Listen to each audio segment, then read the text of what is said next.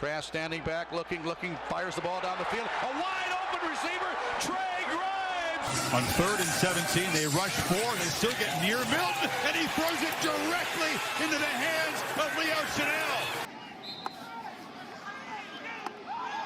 They'll throw it to a wide open hole! Touchdown, Broncos!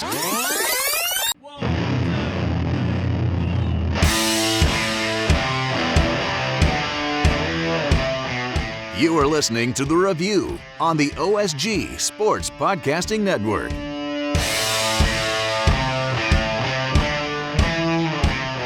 Hello, everybody, and welcome back to another episode of The Review. It's the Online Sports Guys College Football Podcast, where we take a look back at the week that was in the world of college football. Of course, we are the Online Sports Guys. OSG Nelson here. OSG, I almost called you OSG Jay Wilkerson.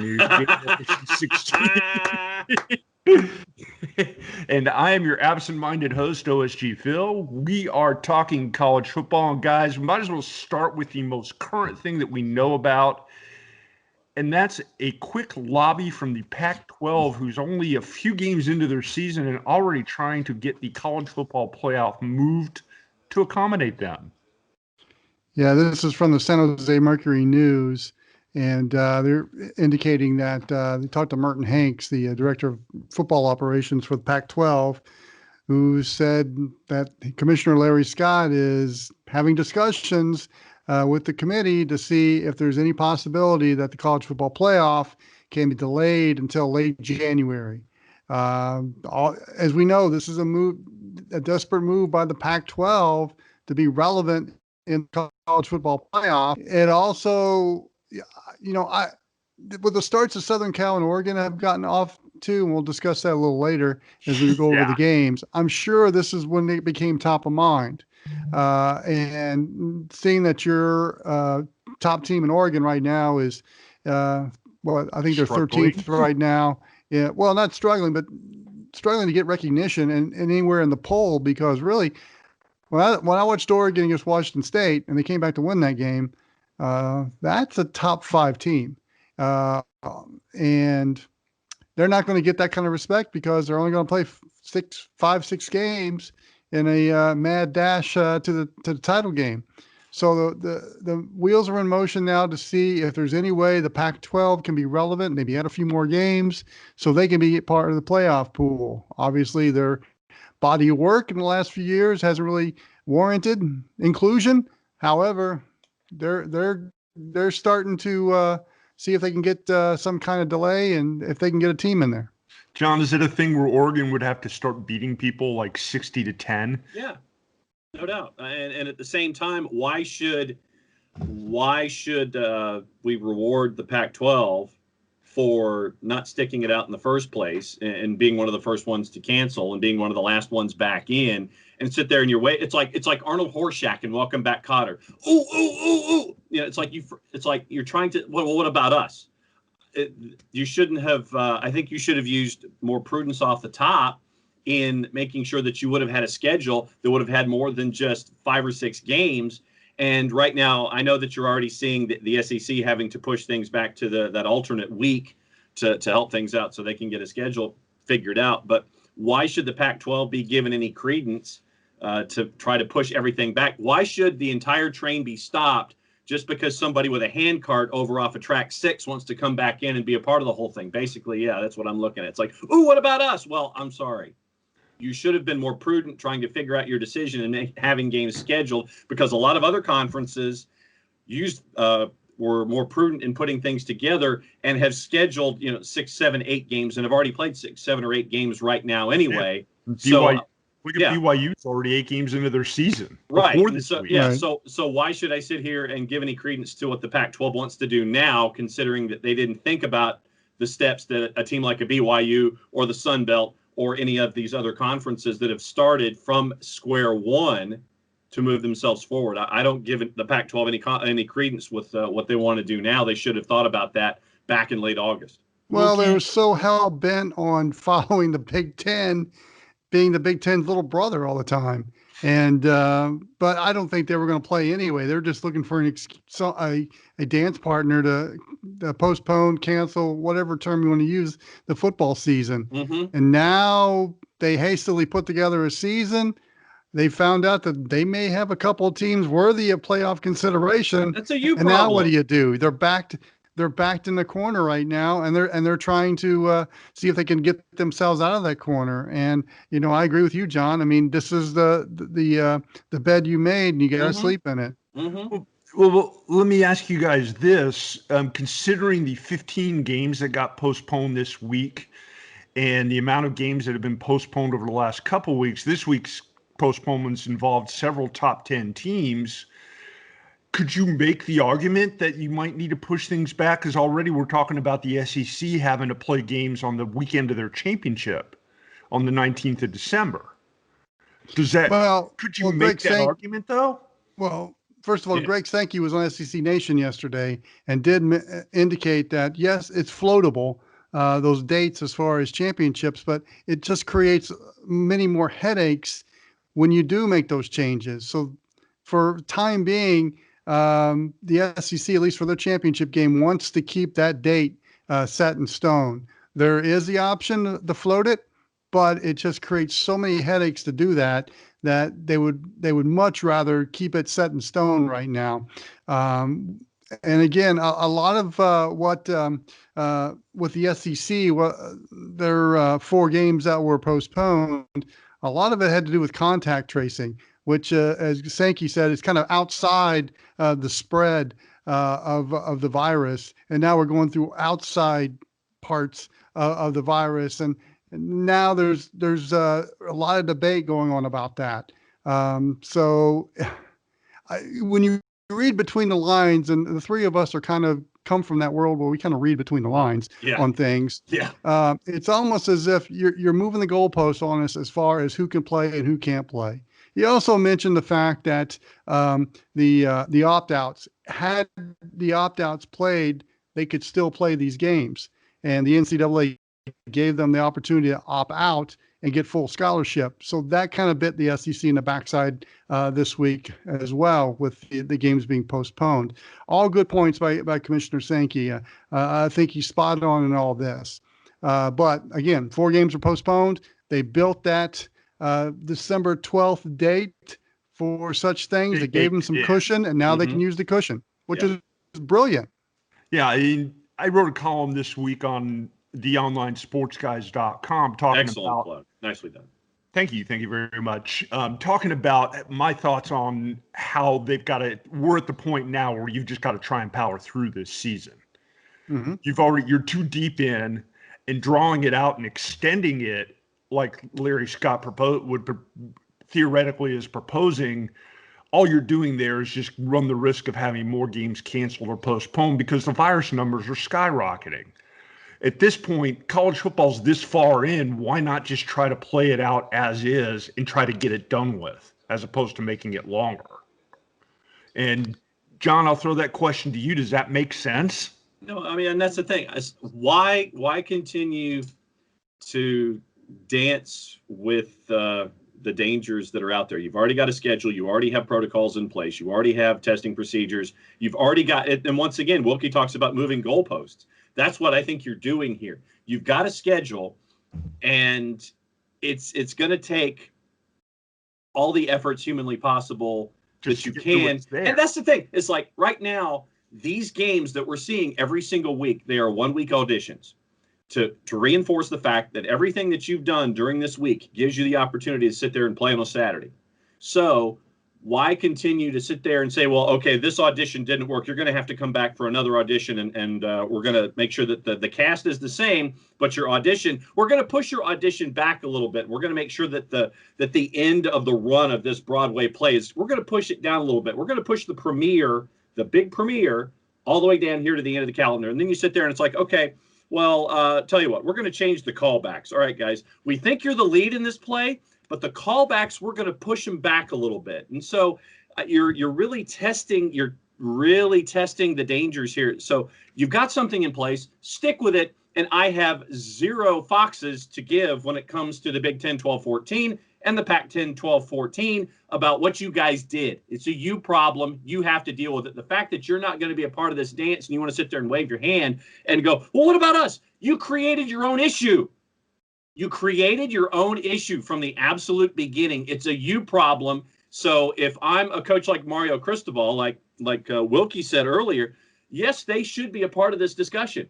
But I would blame the hierarchy of your conference for creating the issue in the first place. And now it's just going to be, well, what could have been. And if I'm Mario Cristobal and and I finish ranked wherever I finish, but I'm not a part of the CFP or, and that they'll get a big run and they'll be right close to it. But because of those early games that you didn't get in your conference, if I'm Mario Cristobal and I don't get into the CFP because of a decision that my commissioner made early on in the process when you could have been more careful and just absolutely had things go and be where the other conferences are, I'd be absolutely pissed out of my mind that it's a missed opportunity for your conference to be a part of the CFP. The Big Ten is in a much advantageous position than the Pac-12 is, as far as when they started their season, in the regards that Ohio State's a brand name and they were going to be in the top four no matter what happened when they started their season. And now you had a team in Indiana who week one of the season scored a huge upset and against a brand name in Penn State. Mm-hmm. And they've kind of taken the Sun Belt route. They took advantage of opportunity and they've got the ball rolling. So now the Big Ten has two teams that have the national spotlight. The Pac-12, it kind of accentuates the problems they have is trying to get some kind of attention. And Oregon is appearing on national television and playing well, but they just don't have the moxie that the Ohio State has, or what Indiana is doing now. People just aren't paying attention, and that's what's killing the Pac-12. And just I just thought they were very arrogant in their attitude when all this was happening, and like they were the bigger person in the room because they're not going to play and they're going to keep their athletes safe and so forth. And the athletes kind of rebelled against that, saying, hey, we're there to play football and we want to play football. I just think that perceived arrogance, especially from the top down, and let's just say Larry Scott doesn't have the greatest of reputations. Right. I think that really hurts that conference as well. The Pac-12 is like the shopper that was late to the mall for Black Friday. Yeah. Everybody was outside the mall waiting for the mall to open at like 5:00 in the morning on Black Friday. The Pac-12 is the shopper that just comes tooling up at like 10:30 in the morning, sitting there and thinking that what they're going to get at Crate and Barrel is actually still going to be there. Yeah. And somebody actually already bought it. And you're the one who's going to go raging to the person behind the counter and go, well, I wanted the hammock from Crate and Barrel and it's not here. And I demand to have a hammock. And there's no more hammocks left. Moving on, we actually did have some games that were played this week. Probably the biggest storyline, or at least the one that's the most interesting to me right now, is in the Big Ten, seeing the fate of Michigan and Penn State. Are we allowed to laugh out loud? Yeah, I mean, those are two of the big brand name programs in that conference, and both of them, they're combined, 1-8? 1-8. Yeah. How you doing? They both seem to look even worse every week, although Penn State somehow managed to outgain Nebraska by almost double during their game at Nebraska this week and still lost the game.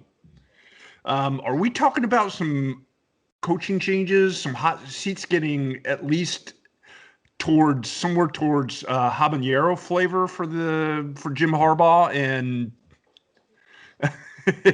yeah. Okay. All right. So here's Jim Harbaugh and James Franklin. James Franklin. Right. Okay. So here's the deal. On December 1st, the buyout for Jim Harbaugh is $15.3 million. Factor number one. Yep.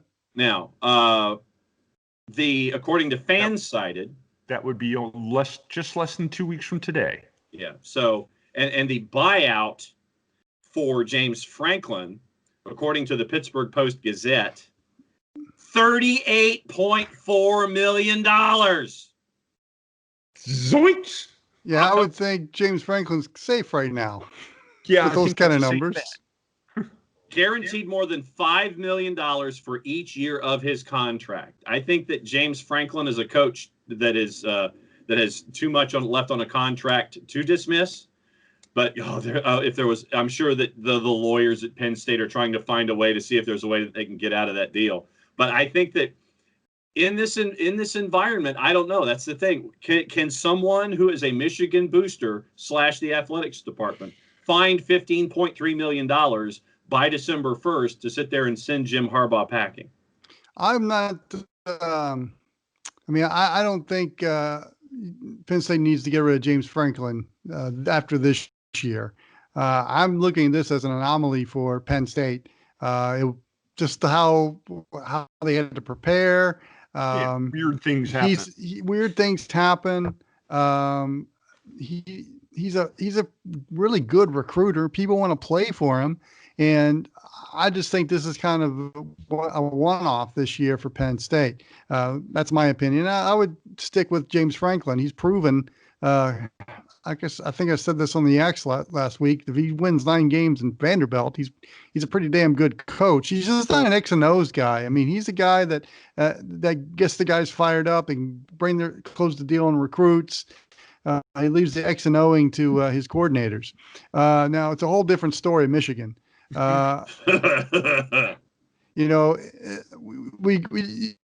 just got to do the realization that it's just not working. And is Jim Harbaugh starting to look toward the NFL opportunities? Because there's going to be quite a few of those coming up. We know of one in the where we are based in Atlanta. No. But will he be looking at those type of opportunities? And has his guys quit on them? I didn't watch the Michigan game this week because why do I want to watch it? 2nd and 4.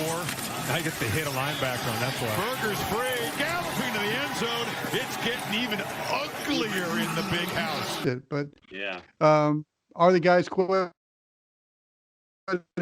on him? That's a telltale sign. You got to make a change. The other thing with Michigan is they like guys that have worn the maize and blue before. Who's out there that has worn that uniform or has ties to that university that has been a successful mid-major head coach? And who can they go after right now? I mean, obviously it's an attractive job, but they went outside once with Rich Rodriguez and it didn't work out so well. Yeah, Michigan, Wisconsin laid the absolute smackdown on them, 49-11. And Wisconsin might be a team we need to be talking about in the top 10 as well. They haven't played in a couple weeks due to some issues up there with a virus. But man, this was no match. This was like playing for Wisconsin, almost like playing a 1AA team. Unfortunately, I think the games that they lost is going to hurt them big time as far as trying to get in. But if there's a saving grace for Wisconsin, they do host Indiana in December, and on December 5th, and Indiana's got Ohio State in the big house, or I'm sorry, not the big house, the Horseshoe, Saturday. Sorry, I mixed the two stadiums up. Yeah, whatever. Oh yeah, it will be. And let's just say Indiana pulls off the upset, and they face Wisconsin. I mean, that might be Wisconsin's only way as far as impressing the committee to give them some consideration or bump them up in the polls. But I just think losing those 2 games is really going to hurt the Badgers. All right, so then let me present this question to the floor.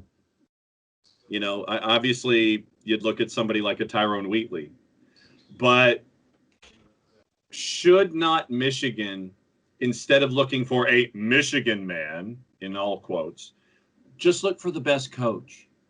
Seriously, I mean, put the whole Michigan man thing aside and just go for the best coach out there to take over at the University of Michigan. I mean, when do we get past this point of looking for the Michigan man? Well, If you're the board of trustees or the athletic director at Michigan, your phone calls are to Hugh Freeze, to Billy Napier, the head coach at Coastal. Oh, Jamie Those Crowell. are, yeah. Those are your first three phone calls, or at least should be They the should first three be. guys on your short list. They should. That's what I'm saying. They should be, but they're not Big Ten. They're not the image of the Big Ten. I mean, they're SEC, ACC type coaches. But back to Mario I think that Cristobal, plays Wilkie. in. Huh? Back to your Mario Cristobal example about Yeah. Mario Cristobal did what he did in the Southeastern Conference as an assistant and in Florida as a Go 5 coach, and has worked as an assistant in Power Fives, and has taken that philosophy and transplanted it into Oregon. Why can't you have the same principle apply to an individual who wants to take those kinds of principles that are part of modern day successes in college football and take them to Ann Arbor? I guess the three of us are trying to approach this logically instead of looking for the Michigan man that is out there. Do you really want a guy? Big Ten SEC rivalry. I mean, those two conferences, to me, they're 1 and 1A in college football, and there's a rivalry between the two. There's an image that the Big Ten wants. There's an image that the SEC wants, and I don't think they cross. I'm trying to think of a coach that has crossed the Mason-Dixon line and have gone from one conference to the other that's been successful. Yeah, Brett Bielema is the only one that I could think of. Your boy Brett Bielema. Brett Bielema, yeah, that's right. From Wisconsin to Arkansas. Yeah. But you look at guys like Chadwell and Napier that are program building kind of guys. Mm-hmm. And that, if you're trying to build a program for long-term success, isn't that the kind of guy that you want, rather than a guy who's big and flashy and has a big name? And I've been here and done I'm a Michigan man. Yeah.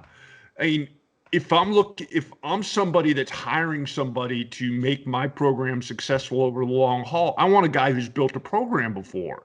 It doesn't have to be at that high level. Look what Chadwell's done it at every level he's been at so far, and Napier's doing the same thing in Louisiana. They're building programs for long-term success. And I just thought of another coach that crossed the line. That's Nick Saban. He was at Michigan State, went to LSU, went to Alabama. So for all those that were screaming at me saying, Nick Saban. Well, there you go. Popped to my head. We remembered Nick Saban, yeah. But then you've got Hugh Freeze, whose reputation as an offensive. I was going to say, do you want that baggage, though? Yeah, but his reputation as an offensive football coach is one of the best in the country.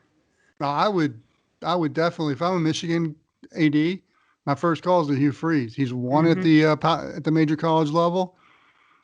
He defeated Nick Saban twice. He is an offensive mastermind, and he motivates players and can get 5-star recruits. I mean, baggage aside, and I think he's done a great job of exercising those demons since he's been to Liberty and rehabbed his career to the point where he should be considered for these type of jobs. And if I'm Michigan, and look, if you know what you got to do at Michigan, and he's a perfect fit, you're not going to find a Bo Schembechler that's coaching in the MAC right now. You're not going to find that guy again. You've got to win. It's a win and win now mentality. And there's still players there at Michigan. Hugh Freeze or a Napier or a Chadwell type I think would be very successful in Michigan. Do they want to make that move? That's the $30,000 question for me, because they're building programs in their own rights on the Go 5 front. So yeah. All right, go ahead, Phil. Yeah, blowing through the rest of the Big Ten here really quick. One other team that we haven't talked about who's still undefeated in the Big Ten, and that's Northwestern. Yeah. The Wildcats at 4-0. They've got their big game comes up this week. They're playing Wisconsin. The winner has control of the Big Ten Western Conference. At this point, they're in the driver's seat because Northwestern finishes with Michigan State, Minnesota, and Illinois, all winnable games. So we're talking about a pretty big week here in the Big Ten that the top 4 teams in the conference arguably squaring off on the field against each other. And I watched the Northwestern Purdue game. That was the game of the week for me. Yeah. And look, Northwestern is the personality of Pat Fitzgerald. Ramsey thinking big to the end zone. It's caught. Joakim Bowman. Touchdown, Northwestern. Always have. They are fundamentally sound. They are tough. They grind it out. And I thought they did a great job in West Lafayette against Purdue, playing their type of football. I love Peyton Ramsey as their quarterback. Threw for 3 touchdowns, has a pocket presence back there. He doesn't have spectacular receivers, just guys that have got glue on their hands and get the job done. And their running game, nobody out there that scares you, but they ended up getting like 4 or 5 yards a carry, and they spread the wealth. So those type of teams can wear you down, and at the end of the day, you're nursing some wounds because you just got punched in the mouth.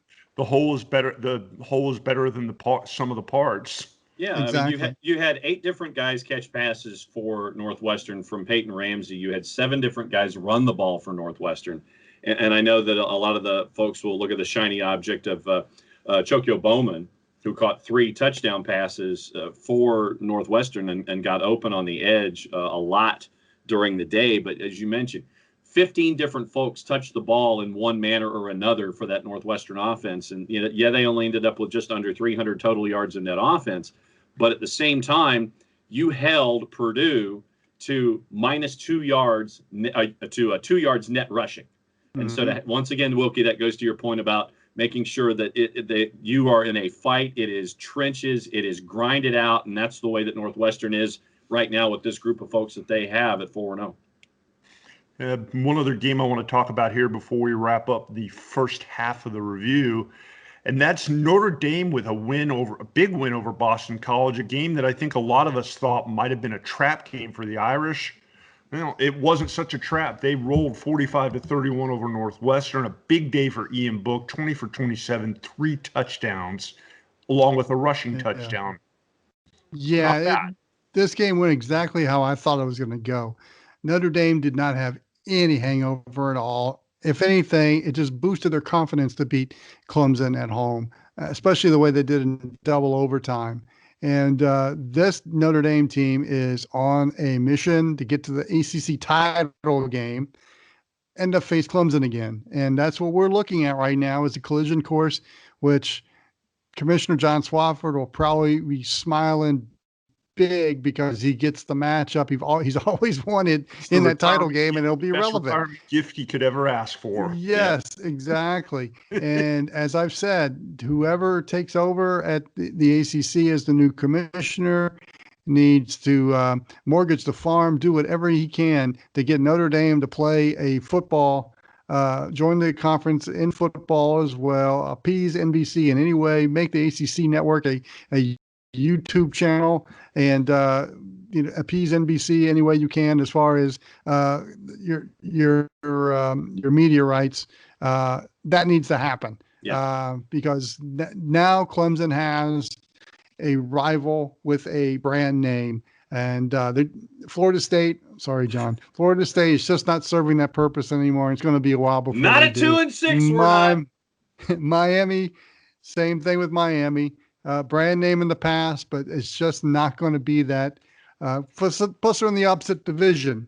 So I think what's going to happen here is if that ever comes to fruition, they've got to find a dance partner, I'm sure, to get the numbers to even. And that would be kind of an interesting scenario to speculate about. Well, one team that could fit that bill, the Cincinnati Bearcats, who continue to roll. 55-20 or 55-17, a monstrous performance against East Carolina. Desmond Ridder, 24 for 31, 327, and 3 touchdowns through the air. Cincinnati continues to roll. They're 7-0. They're arguably a top 5 team. Can they get things falling their way in order to get them in the playoffs, or are they going to be in the outside looking in and just perform nicely and look good on TV? Well, so many scenarios have to happen. It's really tough for me to see a path for the Bearcats or even BYU to get there. With Florida playing as well as they are right now, we've got a collision course between Florida and Alabama in Atlanta for the SEC championship game. Wrong. And that to me, that kind of eliminates Cincinnati because one of those teams is going to get in. And with Indiana's success, if they pull off the upset this Saturday in Columbus, that just blocks Cincinnati's path even more. They might leapfrog them. Yeah, exactly. So they probably should have put 81 points up. Maybe that would help. Yeah, they should have. That would have. Well, they need somebody in the trophy race too, and that's not happening either. So I think it's going to be really tough. And I think between Cincinnati and BYU is going to get the nod over Cincinnati in any scenario, simply because they've got a national championship in their past. Just in time for the end of the A block. Better late than never. We were just wrapping up the first block. You were talking about Cincinnati and their blowout win over East Carolina and their potential standing in the college football playoff discussion here, J-Dub. I mean, we've said for weeks that teams like Cincinnati and Liberty have to win by a bunch to be considered. Cincinnati's doing that, and I've got them in number 5 in my poll.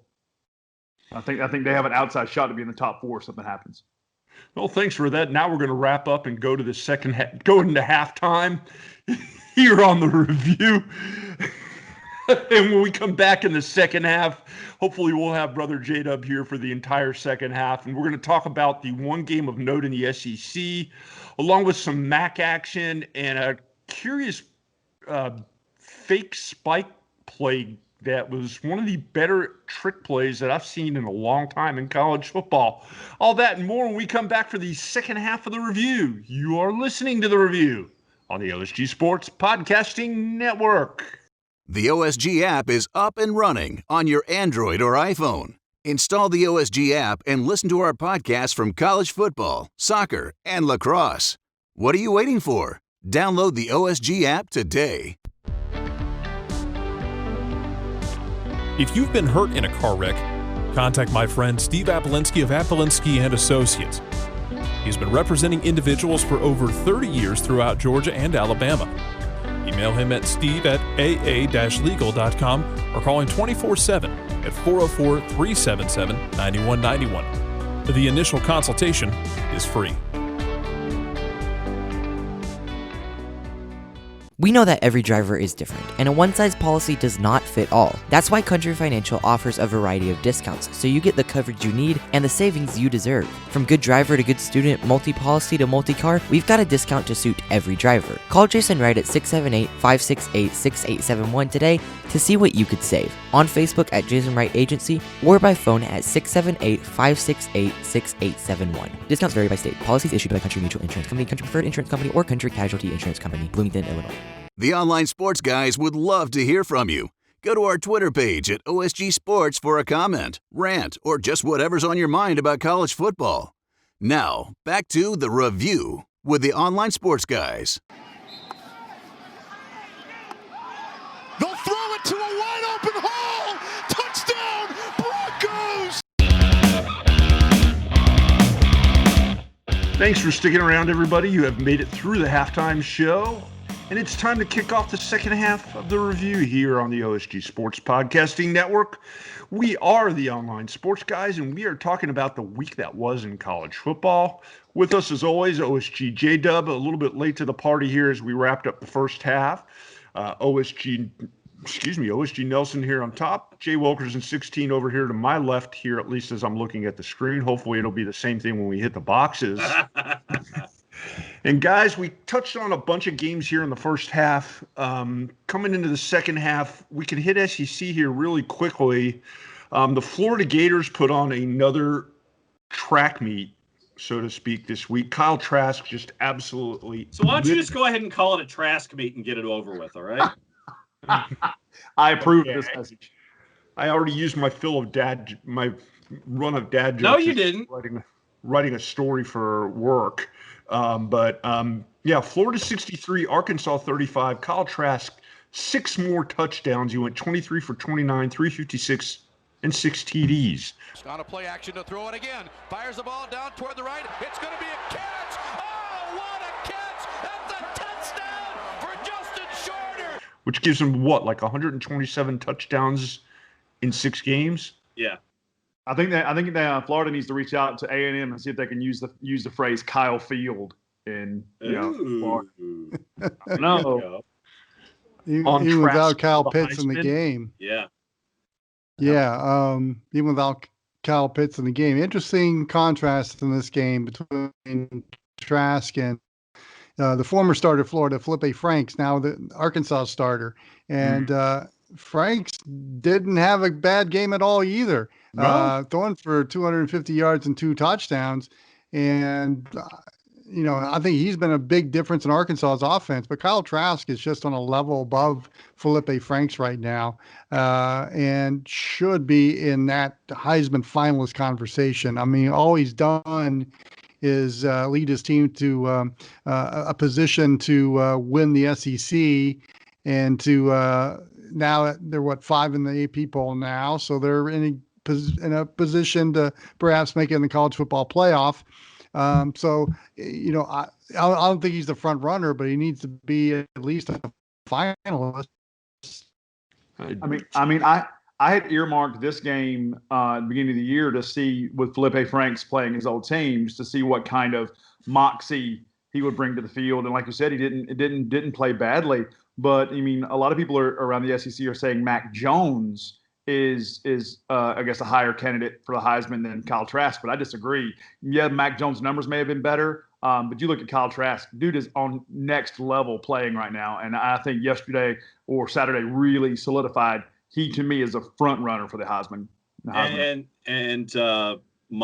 As they say here in the South, if you can't say anything nice about somebody, don't say anything. I can't say anything nice about the University of South Georgia Gainesville campus, so I will defer.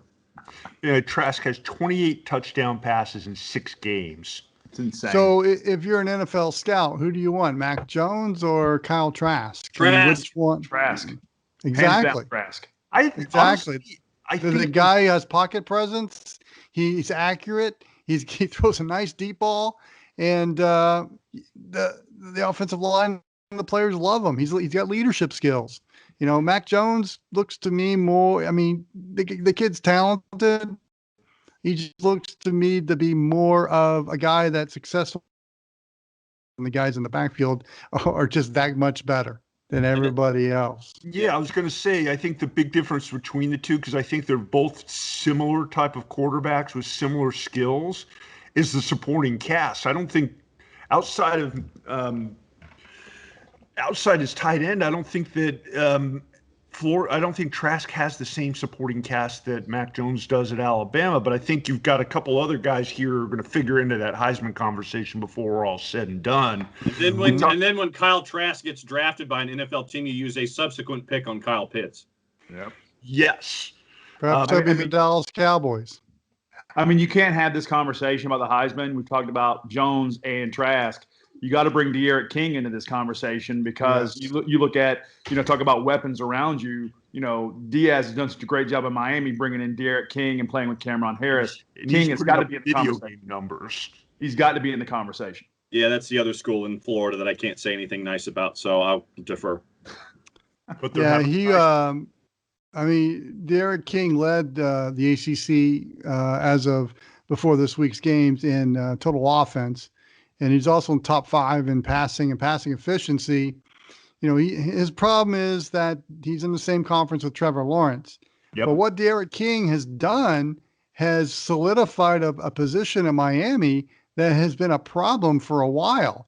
And he's a veteran guy who came from Houston. He played in big games for the Cougars. And he comes to Miami. And what does he do right off the bat? He wins a significant road game at Louisville.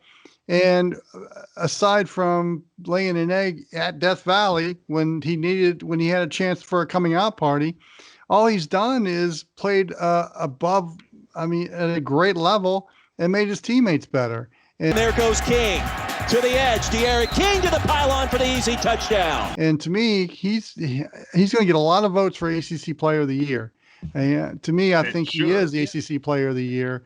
But I just think because of the body of work and the fact that Trevor Lawrence hasn't won it yet, he's probably going to get the nod as a going away gift to the NFL.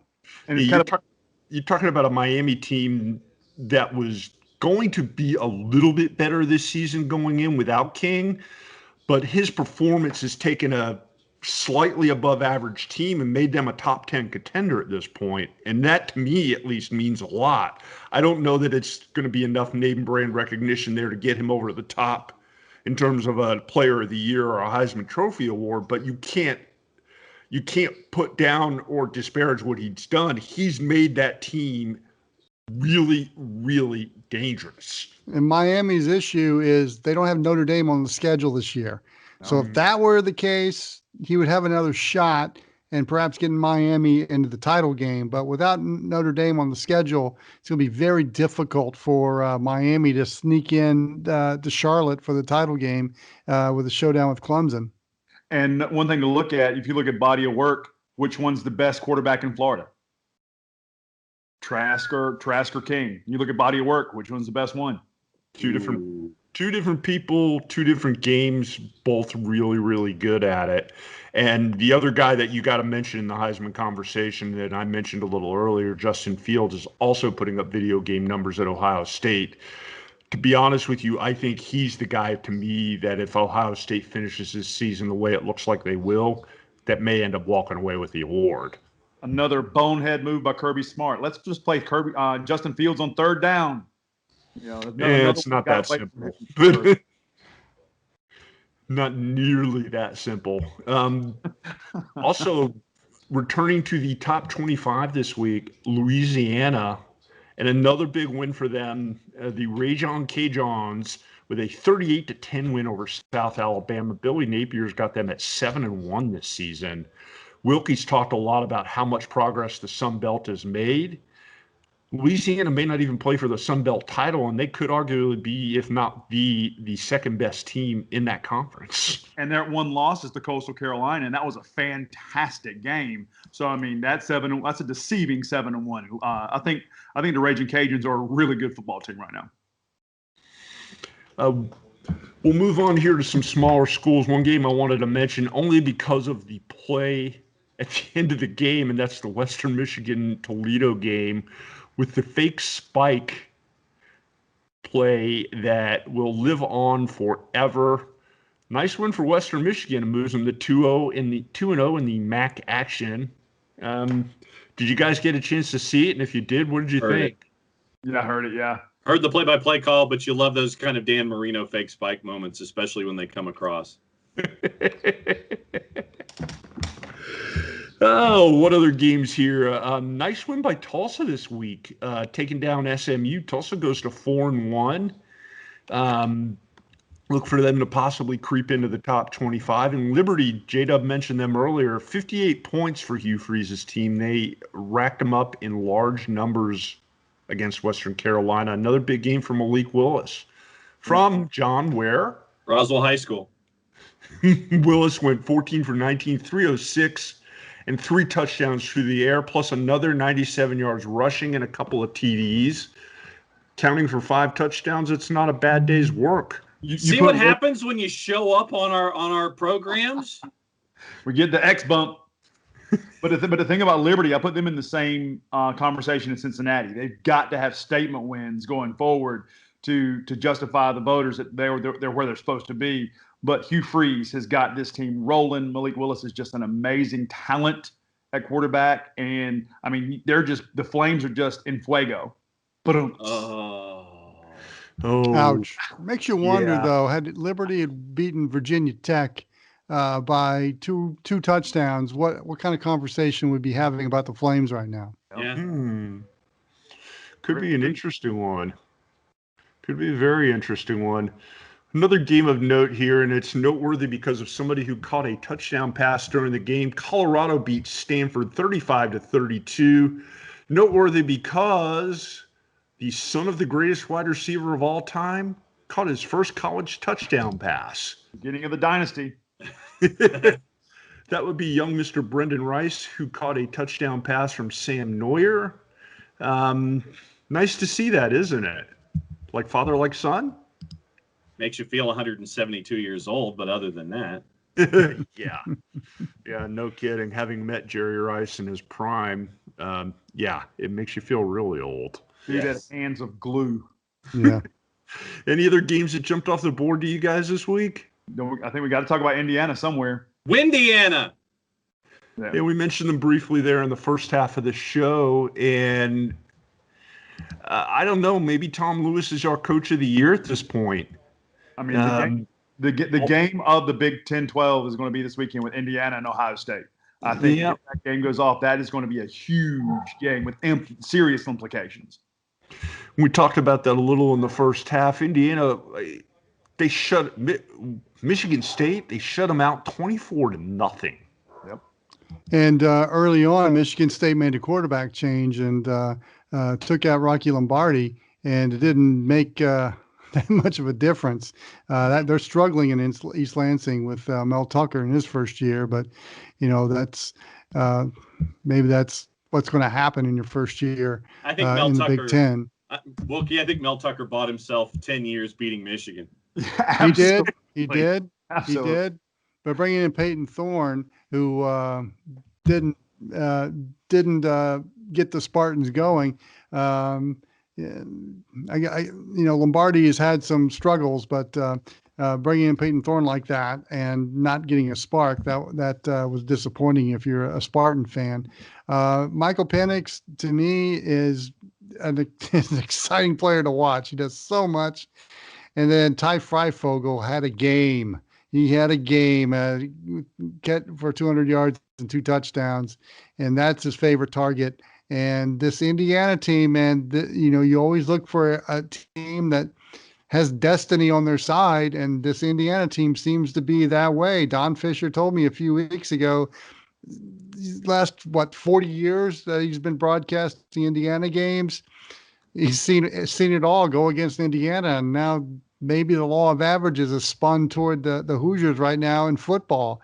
And you got to think, if they get upset Ohio State, which would be monumental, and the goalposts will probably go down anyway in Bloomington, even if the game is not played there, since it's not being played there. Yeah. They may say, "What the hell? Let's tear down the goalposts." Yes. And when's the last time we talked about Indiana and Northwestern being successful football programs? 1933. Yeah. One side note to this game, Coach Allen's son Thomas, a junior linebacker, had to be carted off the field after a bad leg injury, which added a little layer of emotion to the game. No idea yet if the younger Allen is going to be out for the season, but he was having a pretty good game, forcing a fumble and making a couple of tackles for the Hoosiers as a backup linebacker. Hate to hear stuff like that. Yeah, and obviously, if you paid attention to the post game that Coach Allen gave, obviously it did add some emotion to it. Speaking of emotion, let me throw this in real quick. Marshall, who was on the X this past week, got to catch up with Stephen Cotton, the play-by-play voice of Marshall, heading into their game against Middle Tennessee State. They got the win on the 50th anniversary of the plane crash, and it was 42-14 over Middle Tennessee State. Marshall heading into the week at 16. They're now 7-0. So obviously a very emotional day in Huntington, West Virginia, but they got the Duke, and they're now 7-0 as well. And also emotions, you got to talk about Kentucky and the loss of offensive line coach John Schlarman, right? I thought it was really classy that the first play of the game, they had the 10-man formation to begin the game against Vanderbilt to honor Schlarman, but I hated to hear that, but, cancer sucks. Yes, it does. Yeah, guys, you want to look ahead a little bit more to next week. Not only are there some big games in the Big Ten, the Big 12 has probably its one premier matchup and only its remotest shot at a college football playoff berth as Bedlam takes place in Norman, Oklahoma. Oklahoma State at Oklahoma, a national game on ABC. This means so much to Oklahoma State. Yep. I mean, they're going to let's just say they're going to bring the house to Norman. They're going to bring the whole subdivision. They're not going to bring the house. Spencer Sanders and Chuba Hubbard and the rest of that offense is going to be clicking. Oklahoma State's defense, probably one of the better defenses in the Big 12. I was impressed when they played Iowa State, and it was going to be a slobber knocker, and it turned out to be an OSU held their own. So they're going up against a pretty potent Oklahoma offense that is starting to find itself with Spencer Rattler. So I think, I like Oklahoma State in this game. JW and I can talk about more of that on the College Football X, but I really think that this is the Cowboys' chance right here to get back into the fold. And the Sooners are going to want to play spoiler, right? Because they know if they beat Oklahoma State, they're done. But I think if you stay in that, the same kind of a big game coming up, the game that's on my second tier list that's going to be one of my most watched games is Wisconsin Northwestern. I think that game's going to be a possible trap game for Wisconsin. They're playing in Evanston. I think I've got Northwestern coming out of that game with a win. Be interesting to see the other game that really jumps off the page to me, and it's not one that is going to get a whole lot of national notice. Cincinnati travels down to Orlando to play UCF. That one, UCF's going to want to sit there and poke them in the ribs and bring them back down a peg or two. So I could see where I want to see what the number is when the juice boxes come out on that. Yeah, I was going to say that you're talking about a potential track meet. Yeah.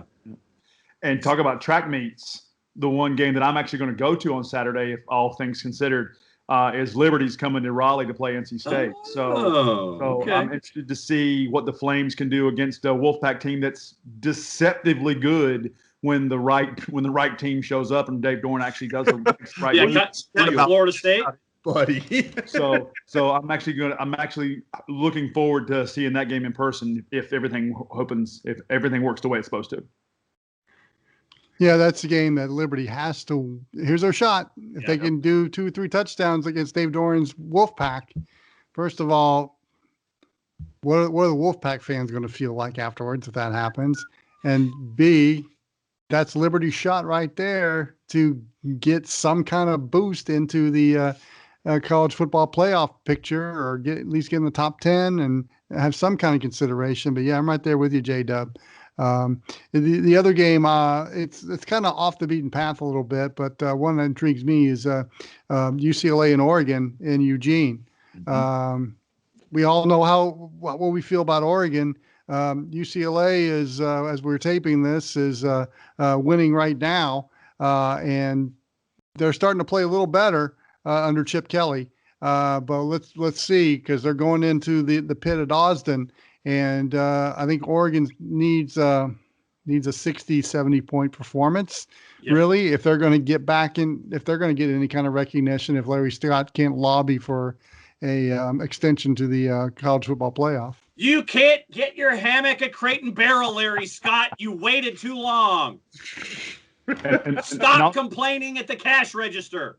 And I know this team isn't the same as it has been the last few years, but Coastal Carolina's got another statement game against Appalachian State this weekend. The Mountaineers are coming to Brooks Stadium in Conway. I mean, that'll be a good win for the Chanticleers if they can upend Appalachian State. Well, guys, what do you say we wrap things up here on this week's episode as we count them down? Make sure you tune in midweek for the X. It's Dueling J-Dubs and a cast of thousands, looking ahead at the weekend in college football. And make sure you download it if you don't miss any episodes by downloading our phone app. Look up OSG Sports at Google Play, the Apple Store. It's there. We will come up if you type it in. And it's free. John will gladly show you what it looks like because it's what he does. Find us on social media at OSG Sports, on Facebook, on Twitter, on YouTube. We're there. Our content on a daily basis. And plus, you can get a little bit of my rantings and my predictions for the week if you will tune into theonlinesportsguys.com and the Dirty Dozen and Bottom of the Barrel, otherwise known as the top 12 and bottom 5 teams in college football each and every week, plus predictions for the week ahead. And those predictions usually are pretty good, I must say. Minus the wings. Guys, it's time to say goodbye to all our family. Say goodbye, everybody. MICKEY. See you later. Like the voice you're hearing on this podcast? It could be on your production too. Just go to goodpipesvo.com. That's goodpipesvo.com and reach out to Steve Henderson on the Contact Us page. Go to the website, click on the Contact Us page, and then see what Steve's Good Pipes can do for your upcoming project.